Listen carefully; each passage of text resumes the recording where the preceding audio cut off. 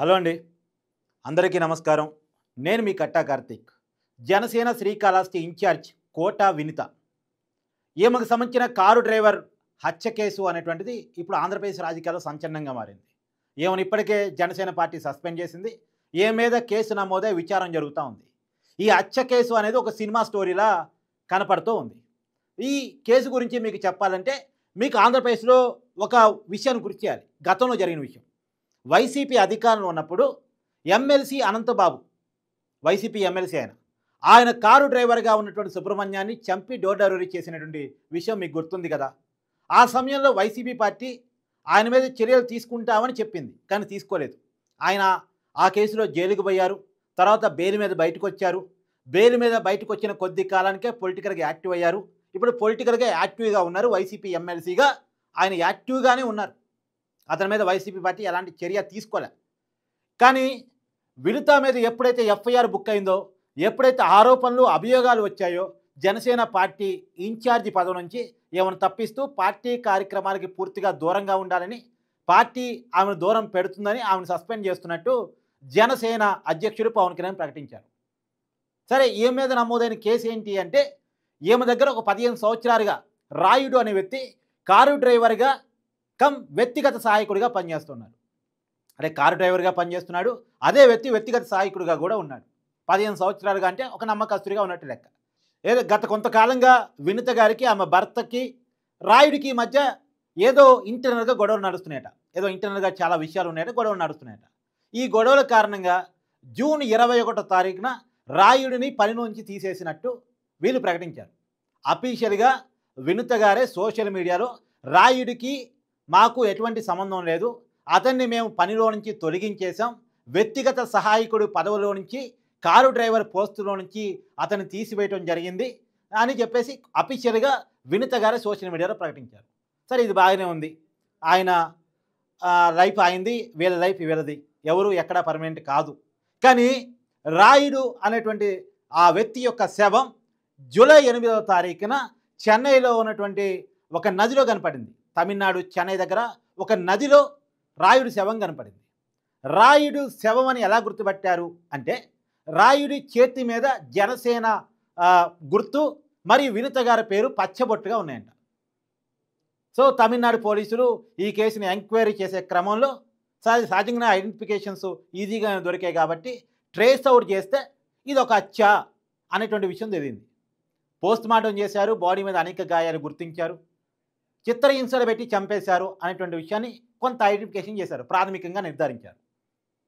తర్వాత ఇప్పుడైతే ఒక విషయం వైరల్గా మారింది. ఇప్పటివరకు అది అభియోగం మాత్రమే, వీళ్ళే గోడౌన్లో బంధించి చిత్రహింసలు పెట్టి చంపేశారు అనేటువంటిది బయట సోషల్ మీడియాలో నడుస్తున్నటువంటి అభియోగం.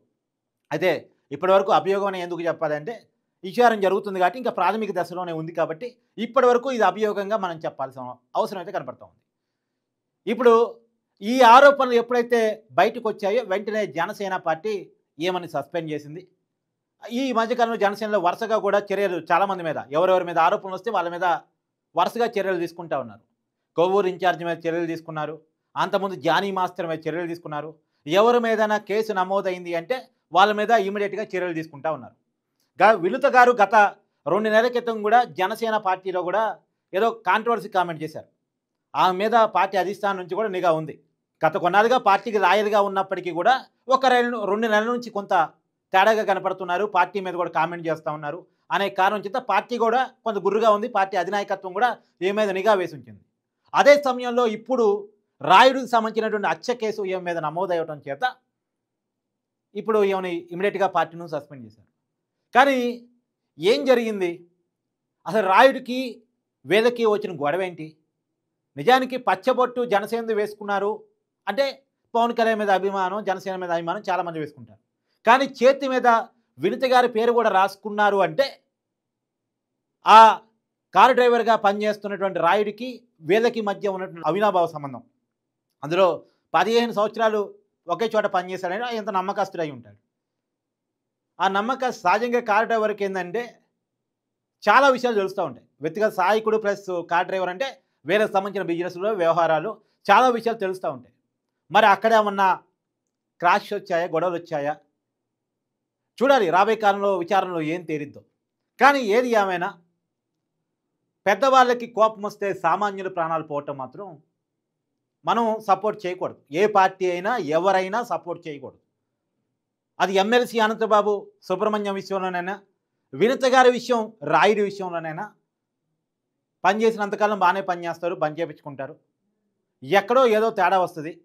సరే తప్పు అవతల వాళ్ళది కావచ్చు, వీళ్ళది కావచ్చు, మరి ఏం జరిగిందనేది మనకు తెలియదు. కానీ ప్రాణాలు తీసే వరకు అంటే మాత్రం అది కొద్దిగా ఆలోచించాల్సిన విషయం, బాధపడాల్సిన విషయం, ఖచ్చితంగా ఖండించాల్సిన విషయం.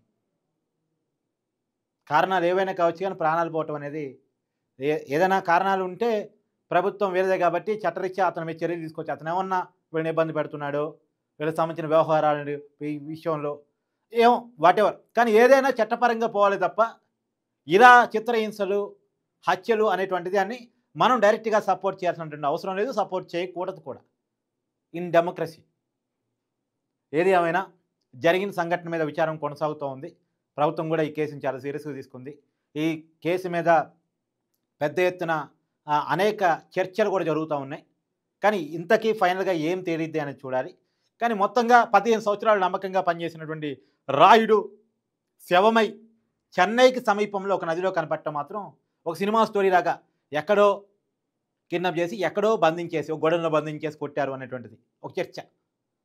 ఆ బంధించేసి కొట్టి మళ్ళా చంపేసిన తర్వాత అతను తీసిపోయి ఎక్కడో దూరంగా ఉన్నటువంటి చెన్నై సమీపంలోని ఒక నదిలో పడేశారు అనేటువంటిది మాత్రం నడుస్తున్న చర్చ. మరి ఈ ప్రాథమిక అంశాలు ఎప్పుడు ఫైనల్గా తేలుతాయి అనేటువంటిది చూడాలి.